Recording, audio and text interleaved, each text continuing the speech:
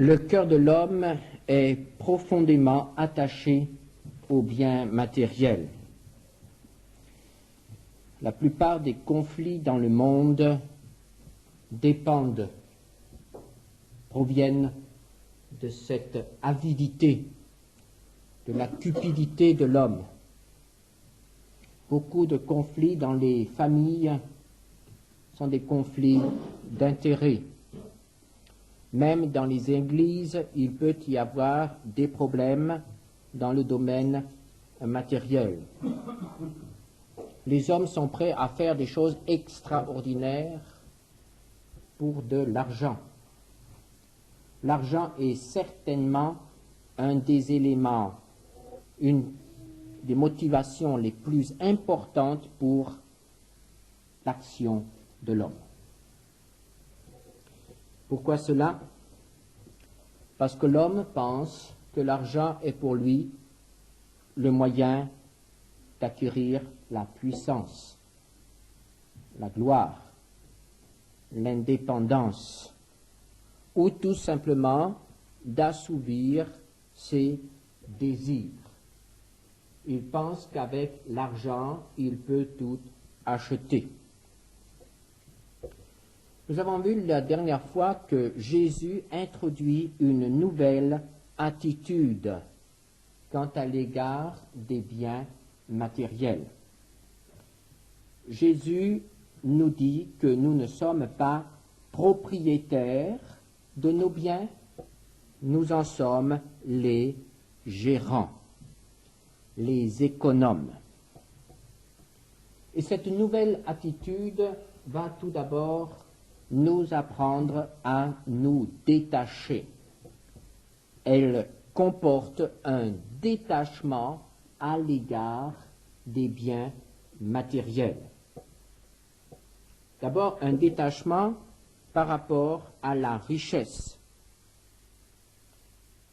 Nous voyons dans les évangiles que lorsque quelqu'un rencontrait Jésus, lorsque le salut était expérimenté par quelqu'un, son attitude changeait dans pratiquement tous les domaines et aussi dans celui de ses rapports avec l'argent. C'est ainsi que Zachée, un homme riche, se tenant devant Jésus, lui dit dans Luc 19, verset 8, « Voici, Seigneur, je donne aux pauvres la moitié de mes biens, et si j'ai fait tort de quelque chose à quelqu'un, je lui rends le quadruple. » Et on souligne que Zachée était un homme qui s'était vendu aux Romains pour l'argent, et quand il a rencontré Jésus, il a été prêt à dire « je donne ». Jusqu'à présent, il était celui qui disait « je prends » ou « donne-moi ». Il était percepteur. Et voici qu'il dit maintenant « je donne ». Il y a donc eu un changement radical de son attitude envers l'argent. Et ce changement d'attitude était une condition que le Seigneur mettait quand il était question de devenir son disciple. Luc 14, verset 33, « Ainsi donc, quiconque d'entre vous ne renonce pas à tout ce qu'il possède ne peut être mon disciple. »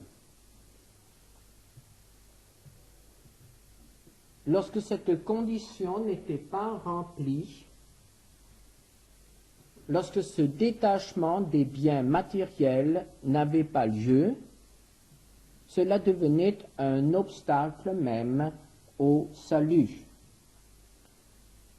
Nous voyons le cas de Marc 10, versets 21 à 25, où il est question du jeune homme riche. Jésus, l'ayant regardé, l'aima et lui dit « Il te manque une chose. Va, vends tout ce que tu as, donne-le aux pauvres, et tu auras un trésor dans le ciel.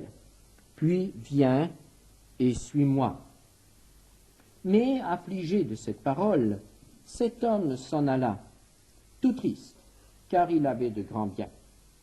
Jésus, regardant autour de lui, dit à ses disciples qu'il sera difficile à ceux qui ont des richesses d'entrer dans le royaume de Dieu.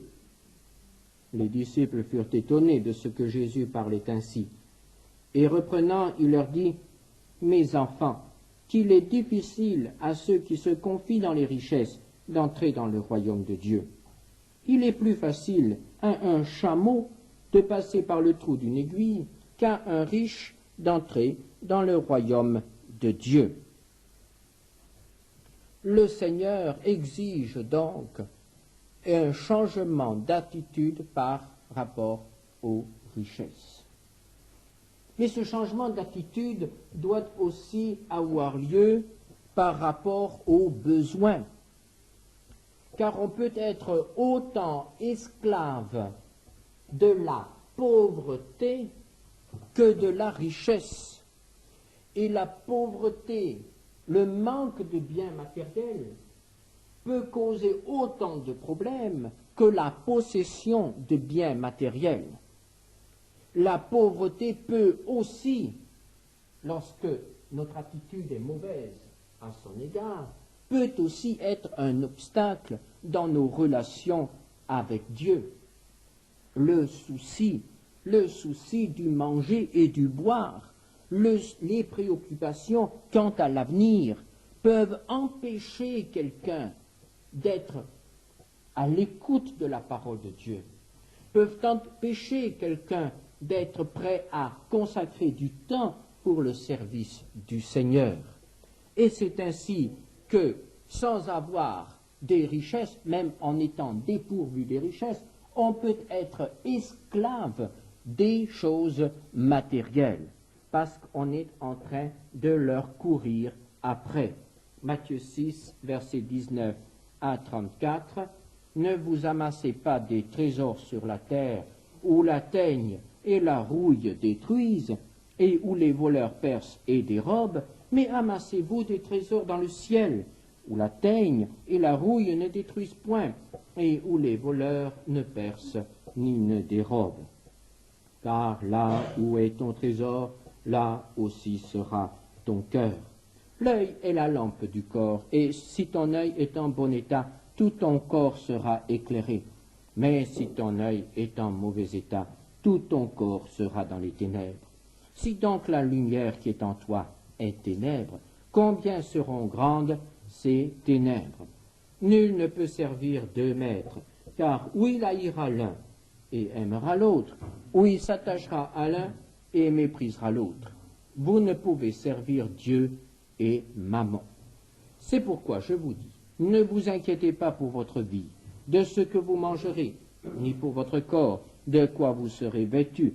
La vie n'est-elle pas plus que la nourriture, et le corps plus que le vêtement? Regardez les oiseaux du ciel, ils ne sèment ni ne moissonnent, et ils n'amassent rien dans des greniers, et votre Père céleste les nourrit. Ne valez-vous pas beaucoup plus qu'eux? Qui de vous, par ses inquiétudes, peut ajouter une coudée à la durée de sa vie? Et pourquoi vous inquiétez au sujet du vêtement? Considérez comment croissent les lys des champs, ils ne travaillent ni ne filent. Cependant, je vous dis que Salomon même, dans toute sa gloire, n'a pas été vêtu comme l'un d'eux.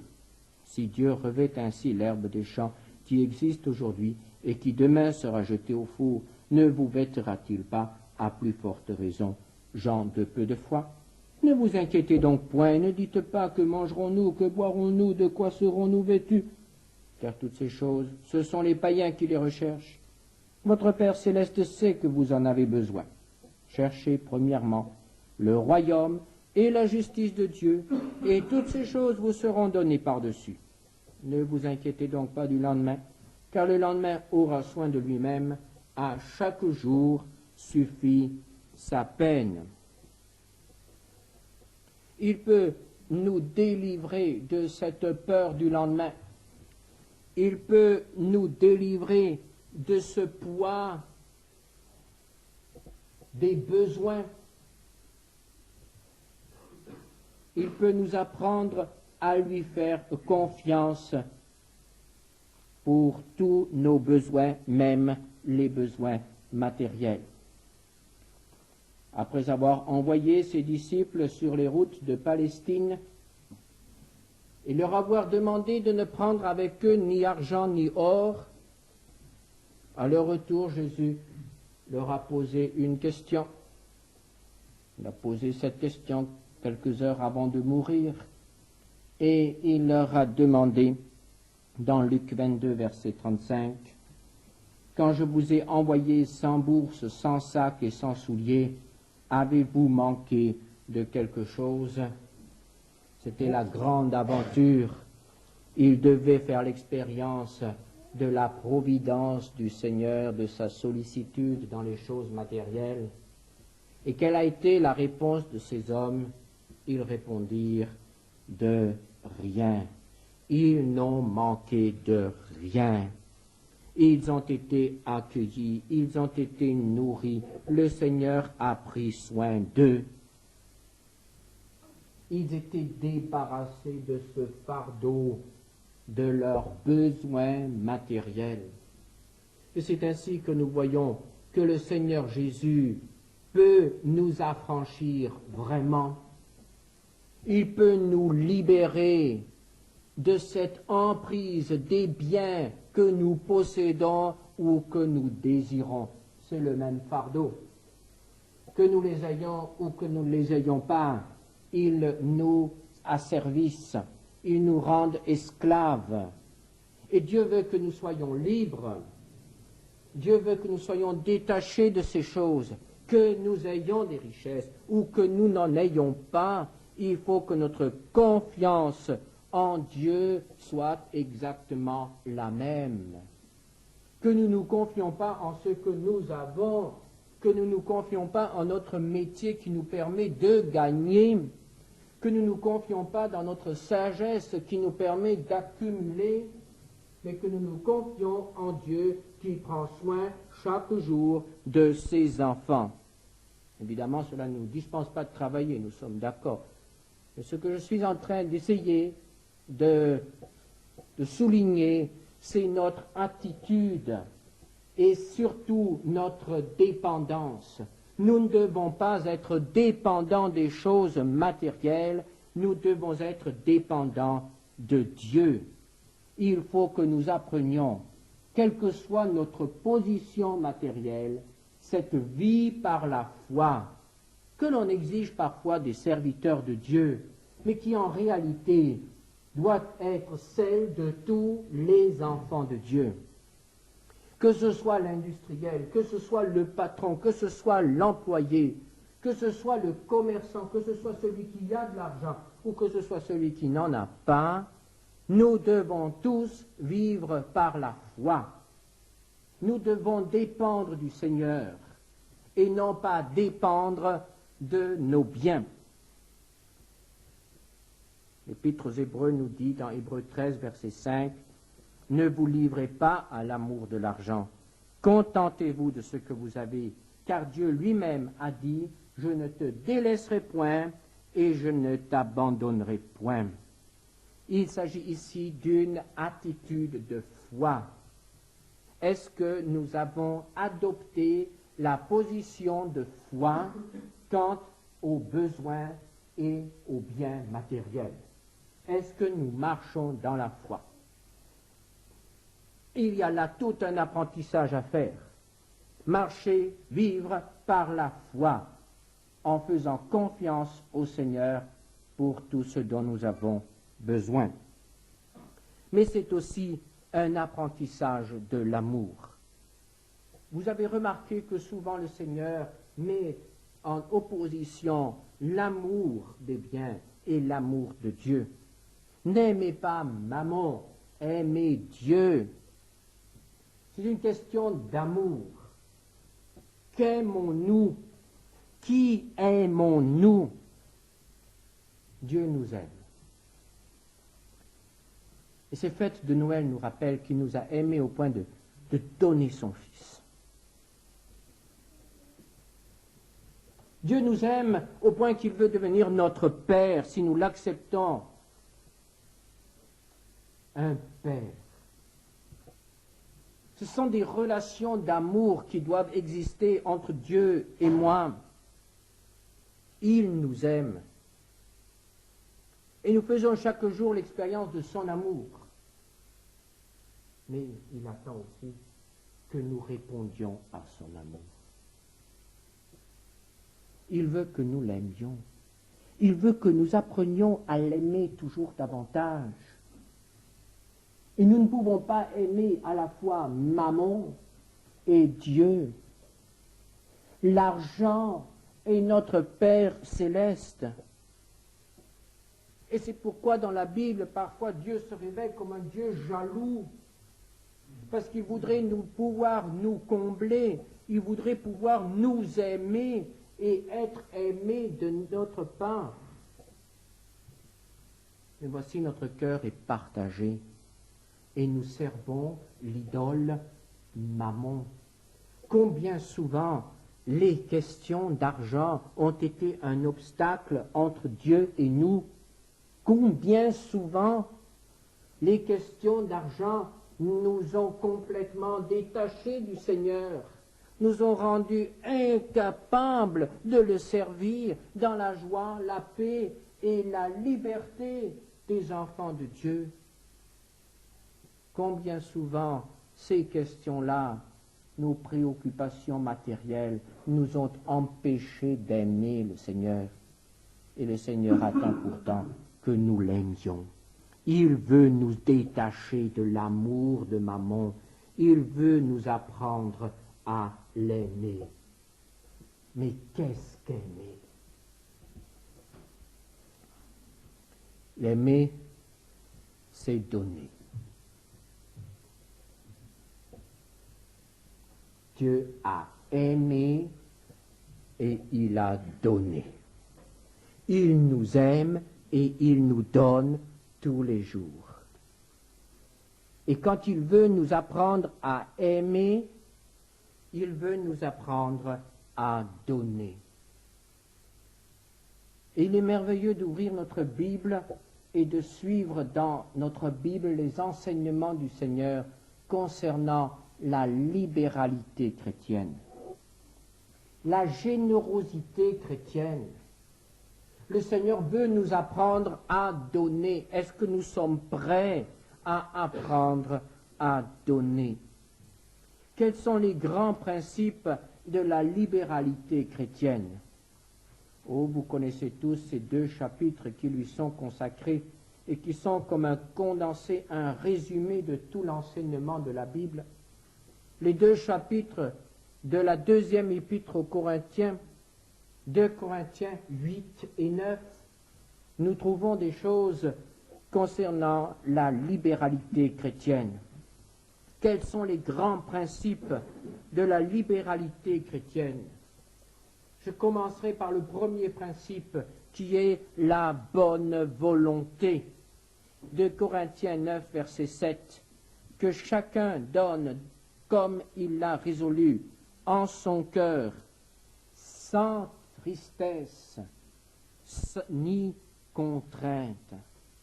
Je voudrais vous dire ce matin que Dieu ne nous oblige pas à donner le moindre centime pour lui.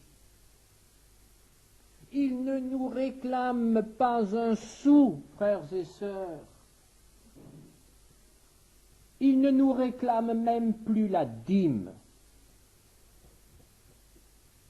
Israël donnait la dîme. C'était une obligation. Dieu exigeait des Juifs la dîme. Des chrétiens, il n'exige plus la dîme. Non. Il n'y a plus de barème, il n'y a plus d'impôt de Dieu. Il n'y a plus d'obligation.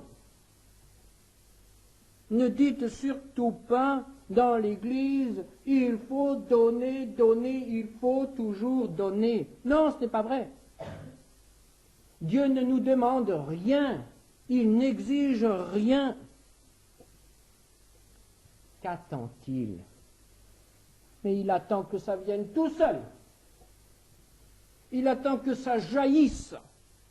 Il attend un geste de bonne volonté. 2 Corinthiens 8, verset 3. Ils ont, je l'atteste, donné volontairement, selon leurs moyens, et même au-delà de leurs moyens. C'est un geste de bonne volonté. Il ne doit pas y avoir de contraintes. Il ne doit pas y avoir de petits pincements dans notre cœur quand nous mettons quelque chose dans l'enveloppe ou quand nous signons un chèque. Il faut que ce soit quelque chose de volontaire, quelque chose de libre, quelque chose que nous consentons. Franchement, sincèrement. Il faut que ce soit un acte d'amour. 2 Corinthiens 8, verset 8. Je ne dis pas cela pour donner un ordre, mais pour éprouver par le zèle des autres la sincérité de votre charité. Une charité, un amour sincère doit être à l'origine de notre libéralité. Un geste de bonne volonté, un geste d'amour. L'amour ne s'impose pas. Nous ne pouvons pas obliger quelqu'un de nous aimer. Personne ne peut nous obliger de l'aimer. Et Dieu ne nous oblige pas de l'aimer. Il nous aime. Et il attend que nous répondions à cet amour. Il a tout donné. Et il attend que nous soyons aussi prêts à donner quelque chose. Et qu'allons-nous donner? J'ai déjà dit, la dîme a été abolie. Elle n'existe plus pour l'Église chrétienne. Mais, évidemment, on accuse souvent les Juifs d'être un peu durs à donner. Alors, si les Juifs donnaient déjà la dîme, et beaucoup plus, parce qu'il y avait encore les offrandes, il y avait encore beaucoup d'autres choses qui venaient s'ajouter à cette dîme, alors nous, les chrétiens, est-ce que nous pourrions nous permettre de donner moins que la dîme?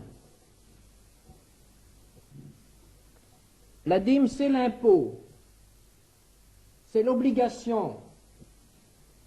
Quand on veut faire un cadeau, est-ce qu'il sera moindre que l'impôt? Est-ce qu'il sera moindre que l'obligation? Le cadeau, c'est toujours davantage.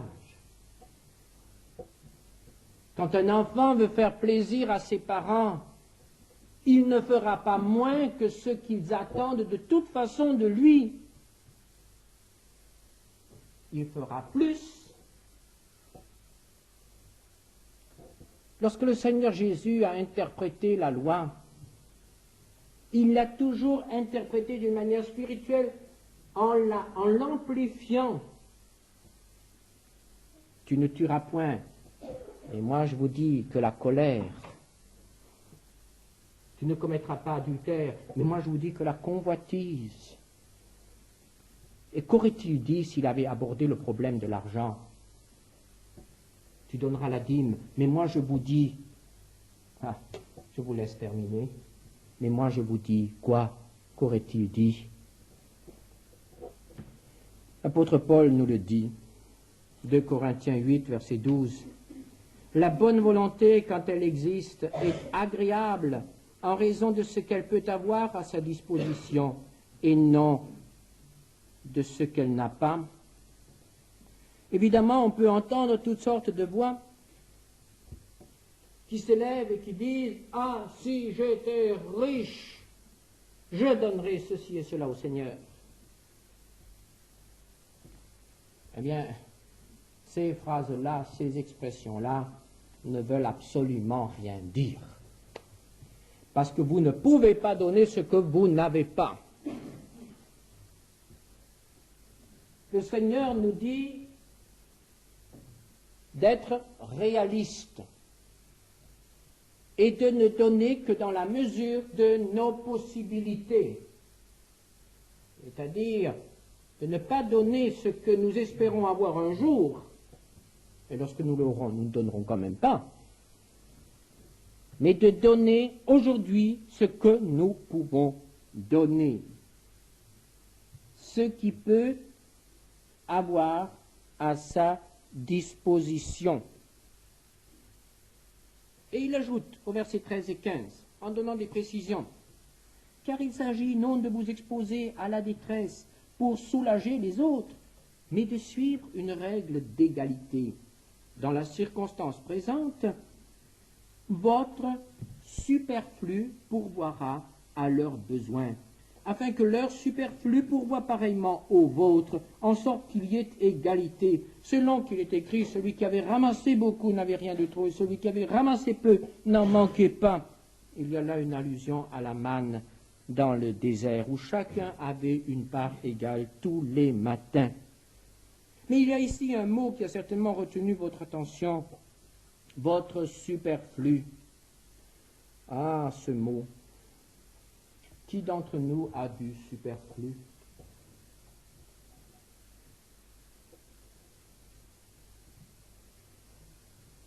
ne sommes pas nombreux à avoir du superflu.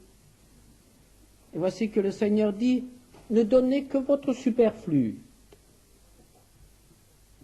Mais qu'est-ce que le superflu? Le superflu, c'est tout ce qui est en plus de ce dont nous avons besoin pour manger, pour nous vêtir, pour nous loger, les moyens d'existence. Tout le reste, c'est du superflu. Tout le reste.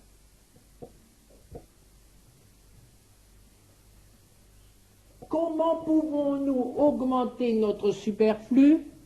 En réduisant nos besoins, en étant un peu plus sobre dans nos besoins.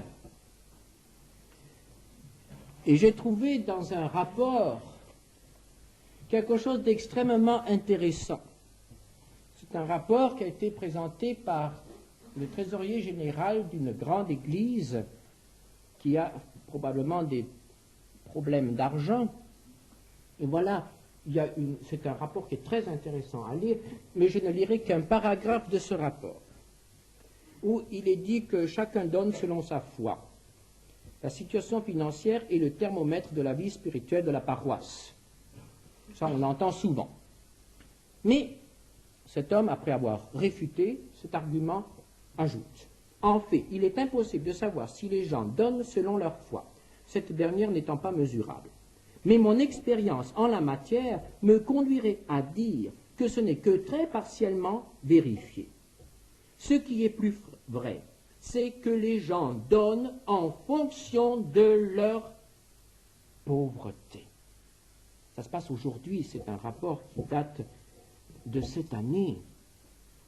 En fonction de leur pauvreté, c'est-à-dire d'autant plus que leur situation financière leur interdit toute convoitise personnelle. C'est ce qui explique, par exemple, qu'une paroisse rurale où le standing de vie n'a pas l'air trop mauvais donne la même cible qu'une paroisse d'ouvriers, bonnetiers et surtout de retraités en Cévennes, laquelle, au surplus, a 2 fois moins de familles que la première. Ce qui explique aussi qu'à l'intérieur d'une paroisse donnée, il arrive que les pauvres donnent davantage que les autres, non seulement en valeur relative, c'est-à-dire par comparaison, mais en valeur absolue. Ceci doit nous donner à réfléchir. Où est-ce qu'on trouve la plus grande générosité? Là où la convoitise personnelle est réfrénée. là où on renonce à certaines choses, là où on sait se contenter de ce qu'on a. À ce moment-là, je crois que nous devons tous nous humilier devant le Seigneur, parce qu'il y a beaucoup de superflu qui est utilisé pour notre propre plaisir et non pour le but que le Seigneur lui assigne. Mais je voudrais encore préciser, et cela est important, que le grand thème de la libéralité, le grand principe de la libéralité chrétienne, ce n'est quand même pas la quantité. Ce que Dieu veut, ce n'est pas la quantité. Quand Jésus a eu les 5 pains, il a pu nourrir 5000 hommes. Il aurait aussi pu les nourrir avec 500 pains. Mais cela n'aurait pas fait une grande différence. Le miracle aurait été là et nécessaire aussi. Et je suis certain que le Seigneur peut multiplier l'argent comme il a multiplié les pains. Ce n'est donc pas la quantité, mais je dirais que c'est ce que cela représente pour celui qui donne. Et souvenez-vous de cette pite de la veuve qui a mis non de son superflu, mais de ce qui était nécessaire. Et c'est là que nous touchons au geste d'amour, au geste d'amour qui devient de la folie, qui devient de la folie de la foi, se priver du nécessaire pour donner 2 pites qui ne pourront rien faire dans cet immense coffre du temple, qui seront peut-être considérés avec mépris par le trésorier quand il ouvrira ce coffre. 2 pites, qu'est-ce que c'est? Et c'est cet acte de folie de cette femme, ce don de ce qu'elle avait pour vivre, qui est resté inscrit dans le livre de Dieu. C'est là un des grands principes de la libéralité chrétienne. Le 3e sera donné avec joie. 2 Corinthiens 9, verset 7. Dieu aime celui qui donne avec joie. Et les Macédoniens qui étaient pauvres étaient des gens qui donnaient avec joie. Pourquoi? 2 Corinthiens 8, versets 2 et 3.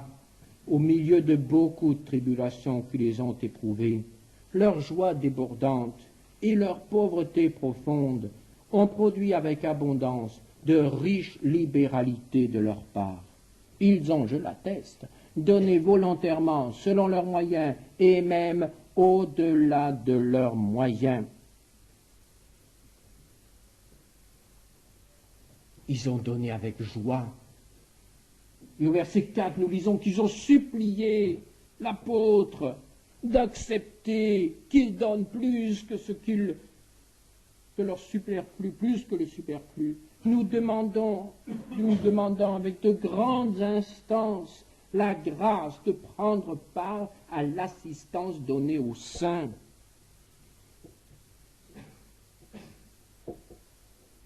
Voilà des gens qui supplient le trésorier de l'Église d'accepter leur offrande.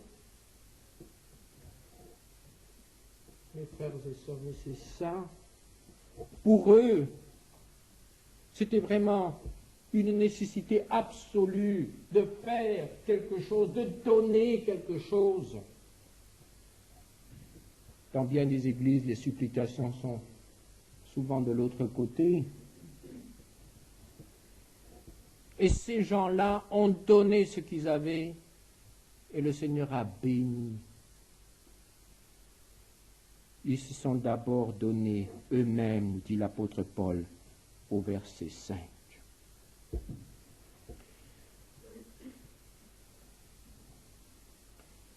Prenons dans les Proverbes un texte qui va nous ouvrir d'autres possibilités. Proverbe au chapitre 11, versets 24 à 25. Tel qui donne libéralement devient plus riche, et tel qui épargne à l'excès ne fait que s'appauvrir. L'âme bienfaisante sera rassasiée, et celui qui arrose sera lui-même arrosé. Quand on lit ces choses, on dit c'est là un principe de mathématiques qui n'est certainement pas d'actualité. Il est dit que celui qui donne généreusement s'enrichit, et celui qui ne donne rien s'appauvrit.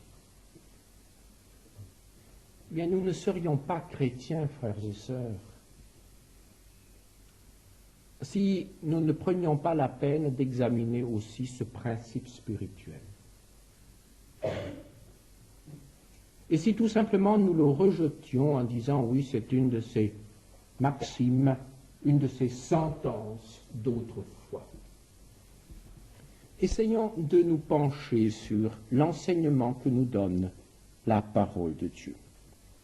L'apôtre Paul, qui avait affaire à ses amis corinthiens, a réussi le tour de force d'écrire 2 chapitres sur l'argent sans jamais nommer le mot argent.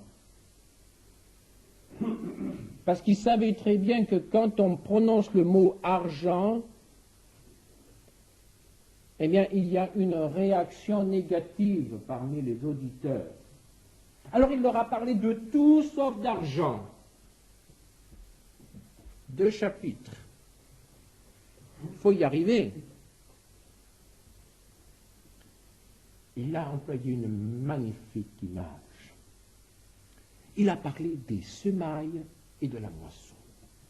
2 Corinthiens 9, verset 6. Sachez-le, celui qui sème peu, moissonne peu, et celui qui sème abondamment, moissonnera abondamment.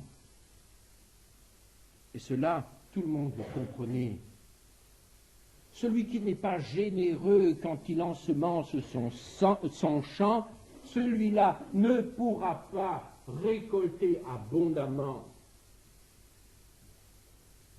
Et c'est pourquoi il faut ensemencer généreusement, suffisamment. Il ne faut pas regretter ces grains que nous jetons.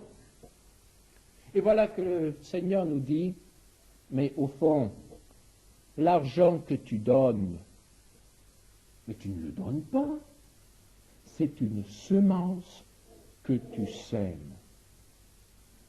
Évidemment, cela peut faire sourire. L'argent que nous donnons est une semence. Qu'est-ce que je vais récolter quand j'aurai donné? Évidemment, à la sortie, vous ne trouverez pas dans les rues des champs de billets de 100 que vous pourrez moissonner. Et si vous les trouviez à Marseille, il faudrait vous méfier parce qu'ils pourraient être fous. Mais la parole de Dieu nous dit que ce que nous donnons à Dieu, en réalité, n'est jamais donné. C'est tout simplement prêté. Un jour, nous moissonnerons. Jésus a dit que le Seigneur est prêt à tenir compte même d'un verre d'eau fraîche. Matthieu 10, verset 42. Quiconque donnera seulement un verre d'eau froide à l'un de ses petits parce qu'il est mon disciple, je vous le dis en vérité, il ne perdra point sa récompense.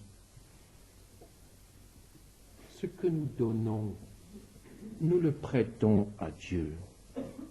Et Dieu veut nous combler en retour. 2 Corinthiens 9, versets 8 à 11.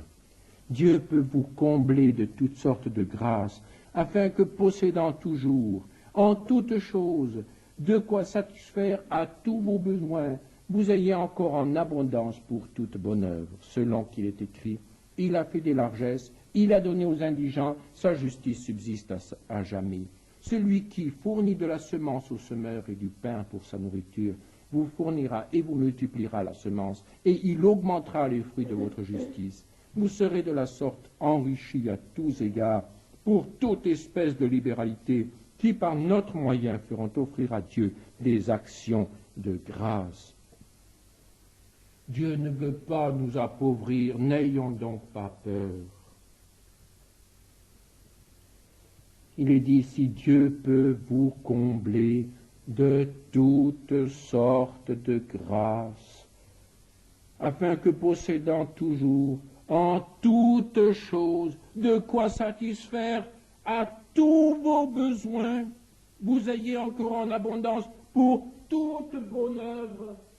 Ah, mais ce verset, il faut le souligner, c'est le verset 8. Et souligner les tout là-dedans. Nous avons une garantie, d'abord, tous nos besoins. Et quand nous aurons couvert tous nos besoins, il restera encore beaucoup pour tous les besoins des autres.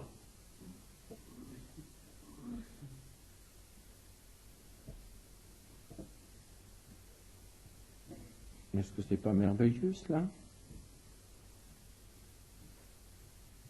Au verset 11, vous serez de la sorte enrichis à tous égards, non seulement spirituellement, mais aussi matériellement, enrichis à tous égards.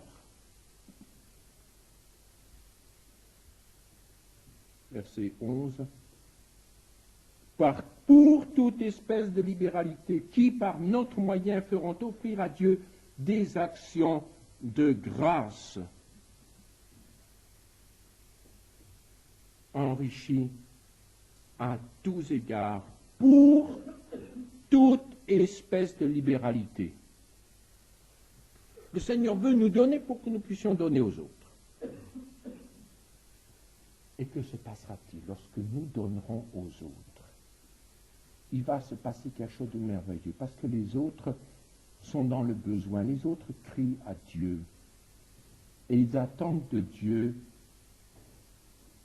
qu'il pourvoie à leurs besoins. Et voilà que Dieu pourvoit à leurs besoins par nous.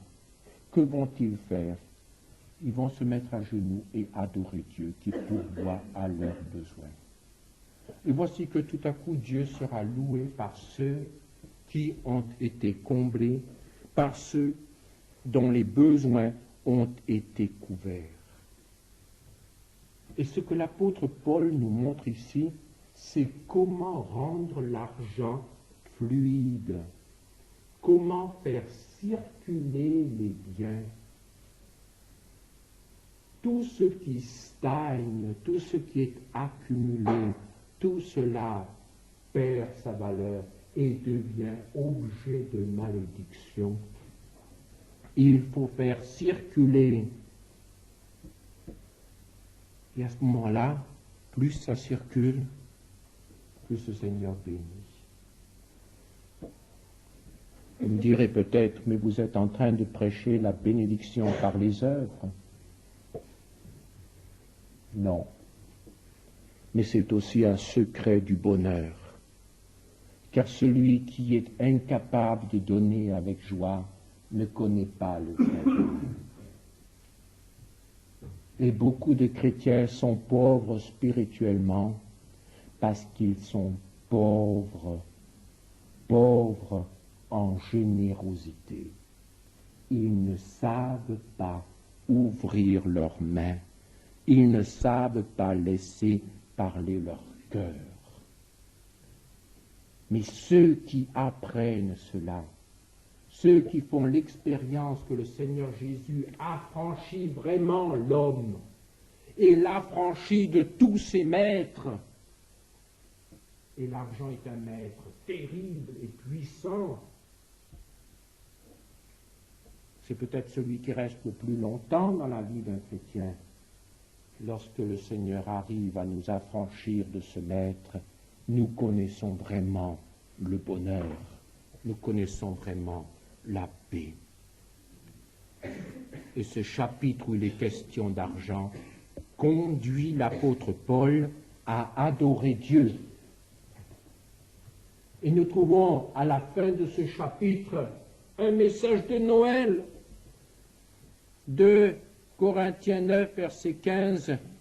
Grâce soit rendue à Dieu pour son don ineffable. Et nous voici en plein dans les fêtes de Noël. Le don de Dieu, c'est son Fils qu'il a donné pour nous enrichir. C'est vrai, 2 Corinthiens 8, verset 9. Vous connaissez la grâce de notre Seigneur Jésus-Christ, qui pour vous s'est fait pauvre, de riche qu'il était, afin que par sa pauvreté vous fussiez enrichis. Nous allons fêter Noël ensemble. Nous allons nous donner réciproquement des cadeaux. Nous allons nous réjouir. Mais souvenons-nous de ce message. Souvenons-nous de ce grand secret du bonheur. Être heureux dépend de notre liberté à l'égard des biens de ce monde. Et l'apôtre Paul disait un jour, il y a plus de bonheur à donner qu'à recevoir. Faisons l'expérience de ce bonheur ces jours-ci. Et peut-être que nous serons amenés à renoncer à ceci ou cela pour faire quelque chose pour l'œuvre de Dieu, quelque part.